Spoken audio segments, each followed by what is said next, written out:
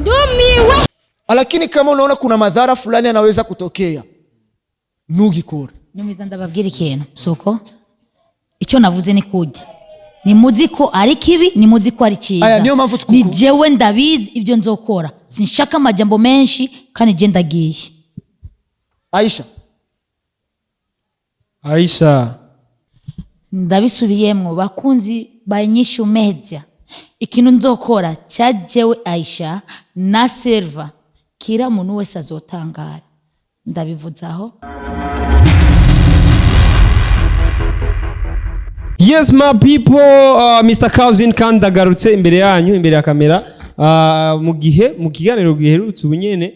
Aisha yari yatwankiye, yari yavuze ko twozimya kamera, yari yanse kuvuga kandi imbere ya kamera, gusa ko dukundiye reka kandi dushobora kumubaza ikibazo kimwe canke bibiri. Je nari nshaka nitahire, nashaka nahe, ariko umufrere ngaha anya kuvyo Aisha yamukoreye yabonye yuko ntogenda atabanje kumubaza neza igituma cyamera uko onya. Twagerageje kumuhoza wanashaka yarize amosozi ngaya yakorotse gusa, ariko turasaba mu bandaye mudukurikirana tumenye icyatumye bimera uko onya. Bro jewe ndamubajije ngira ngo yohavarira cyane kandi we namubaze kubera ko jewe ndumva umenga na je yatanguye kunea kagongo. Yani kweli kwa sababu kitu ambacho kimefikia tukutegemea kama kiteza kuwa. Twari mu munezero. Tulikuwa kwenye happiness, tulienjoy sana, tukishukuru yale ambayo aliyotufanyia, tukishukuru mema mazuri aliyotutendea. Lakini kwa swali moja tuliouliza ndio lisababisha kila kitu chote kinakuwa kibaya. Na wanasema mficha marazi siku zote kifo kumuumbua. Sasa kama sisi tuko hapa tunataka kumuuliza maswali baadhi ambayo yataweza kumfanya basi tukaelewa kilichosababisha yeye akakuwa hivyo, okay?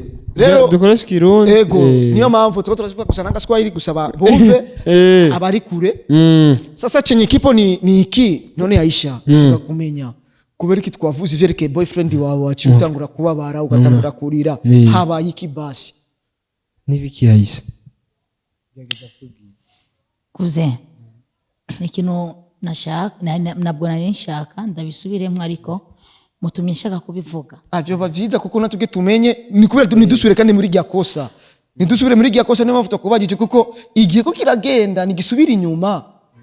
Rero niyo mpamvu tukashaka kumenya ni gyari bizoba ni gyari. Niyo mpamvu tukubagije ufite boyfriend cyane. Nibaza kuzeje boyfriend namufise. Ariko rero kwanda mufise kandi mu gihe cyo gukora makiyaje, ariko rero kintu nabonye nk'imisi cyambayeho niki cyo tuma mumbwiye uko cyanumva mbabaye ikironda mfise nikiramvamo nikirakira uratoneka ndiko ndatonekara, ariko ndavyizeye abakunzi banje bazobona ikintu ciza kije. Okay tamaze kukumva uratonekaye. None nicaye basigira cyatumye habayiki nicaye ikintu cyatumye utonekara uyo ufite yakoze ibiki. None nikubera iki twavuze ko ufise boyfriend baciye ubabara basi waciye urira. Nico kintu nyamukuru dushaka kumenya. Ico kintu iyo bariko aragukorera gitumye hariho nkuyu sirtu nkunda mutawuri cyatumye ashaka kubimenya cyane Aisha. Iko na ule ucungu waramukoreye itsiza akacabona wowe urababaye. Boyfriend wanje ninde tumupostinge tuvugiye yuko agendana n'umuntu yangiriye neza. Niba mfutu kwa kubagije ufite boyfriend nanje basimbaza Popeye Mr. Kobe you have a girlfriend ndashobora kukwishura ego canke oya. Nimba vuga oya basipata office tubimenye. Bakuzi banyisho media sindavyanse kuvuga umukunzi wanje, ariko ndibaza kuze urazi ko jewe nari mfise urukundo na Silva.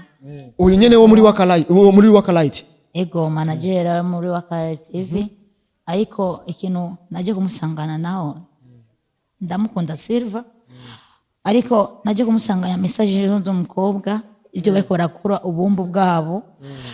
Rero icyo kintu rero umuntu ambajije gusukucha numva bikomeye. Yani kwa kifupi ulifumania message sio kwa nzuri, mambo machafu waliokuwa wakifanya huko wakiandikiana wakisifiana. Icyo kintu rero gitumye mbabara.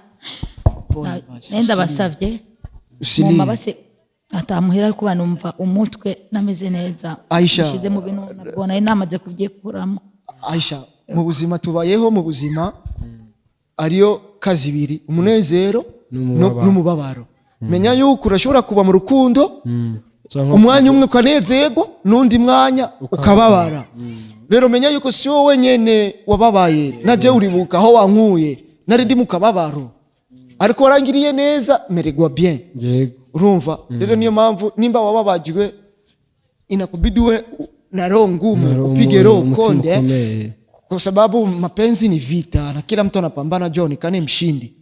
Kama nikufanyia hivyo hata na mimi nasikia naumia, ndamubonye nukumva yuko nocho ndamugia menyo kamukubita nampiga, sikutegemea, lakini pole sana.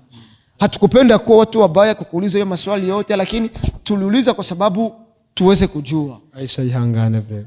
Murakoze kumbwira pole, ariko na byinshi mfise byo kuvuga. Decision yawe ni yahe Aisha? Mwahebanye cyane murachari kumwe. Ungarira Unampenda Silva nampenda sana, siwezi muacha kuze.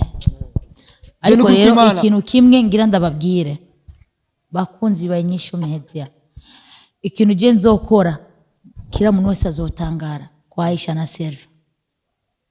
Ariko ntumbwire ko ushaka gusubira muri bya bindi vya kera bre.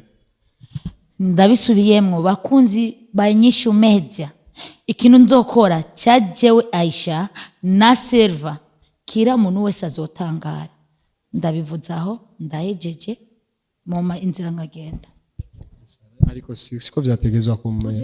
Ni mshauri umviriza. Aisha kugira decision, gufata decision shavuye si vyiza. Aisha ari umwanya wogira decision ugasanga decision wafashe iba yimbi cyane, mugihe ukurica rukura vyiyumvira ugatangura kwicuza kubera iki wabikoze. Rero vyiza gerageza kwanza imbere yo gukora ico kintu ushaka gukora, utangure kwanza wiyumvire incuro ndwi kuri ico kintu ugiye gukora, nuze kwicuza kuvyo wakoze. Ariko nimba wamaze kwiyumvira kuco ugiye gukora, gikore nta kibazo. Nimba wamaze kuciyumvira ukabona yuko atangaruka iza kubamo, nini maamuzi ya hasira je ndabibona. Ndio maana mimi namwambia aende afanye kitu alifikiria mara mbili. Akifanya kitu kama ameshafikiria 100%, hakuna kitu ambacho kitaweza kujirudia, hakuna madhara yoyote, fanya. Lakini kama unaona kuna madhara fulani yanaweza kutokea, nugikora. Nyumiza ndababwira ikintu soko icyo navuze ni kujya ni muziko ari kibi, ni muziko ari cyiza. Ni jewe ndabizi ibyo nzokora, sinshaka amajambo menshi kandi je ndagiye. Aisha igo gerageza bon byiza urabona ikiriyo, urabona ibibaye nitwa tuziteye naje sindi ko ndabitaho. Byiza tworaba ukuntu twumurondera Silva tugahura nawe tukayaga kuvyo bintu yakoze, tukamenya ivyo bintu yakoze ivyari byo. None igo ndakubaza kuri kwishavu ubona avanye ngaha, ubona uwo mwanya wose wo kuja umwanya wose wo kuja kurondera Silva atazoba arabikora uyu mama ni ndabizi ndamuzi kuko amateka yiwe bigeze kuyama. Rero ikiriyo chekiko ni aje ni mimi na wewe basi tukaangalia jinsi gani leo jioni tukamkutana nyumbani kwake tukazungumza ili stress ifeni iweze kupungua. Uyu mama ashaka na wewe guguterura kunyera akagushira mu icupa, ndabizi arabishoboye. Ndabizi rero si ngombwa ko bimbigira cyane ivyo kuko nawe urabizi yuko ari umumesha. Vite rero uno munsi kumugoroba ntutakaje umwanya tukogenda kumuraba tukayaga kuvyo bintu. Umva ndakubwira aho ugiye kumuraba agifise ishavu yo hava ari gutaka. Okay, ikiriyo basi twomuha umwanya yumviye nkejo basi nkejo gusa. Ariko ndiko ndakubwira Igo Popeye, wewe nyimba wowe wambwiye mu kiganiro yuko hari ukuntu bo wabazanya mama wawe aje gutuma barazinanye na mama. Rero gerageza ndabimubwire mama cyangwa ubibwire mama bagende kuyaga abo baraba mama byumvikana nta kibazo. Urumva we gerageza uburyo bwose ujya mu mama vraiment ntihagire ikintu kibasubira gukora. Yari yararahiye ko atazosubira gukora ikintu. Je ndabizi rero ivyiza reka ngende ndamurondere mama basubire bayage kuri ivyo bintu turabe yuko vyova mu nzira. Je ndibaza ko yarazobikora, ndibaza ko bizogenda neza. Igo Popeye jewe ndagushimire cyane je ndabona yuko ibi bintu sinzi iyo bigiye guhera urabona ujya mu mama igihe wamubwira ko mukeneye naragiye kumuraba ndamuzana kandi anezerewe.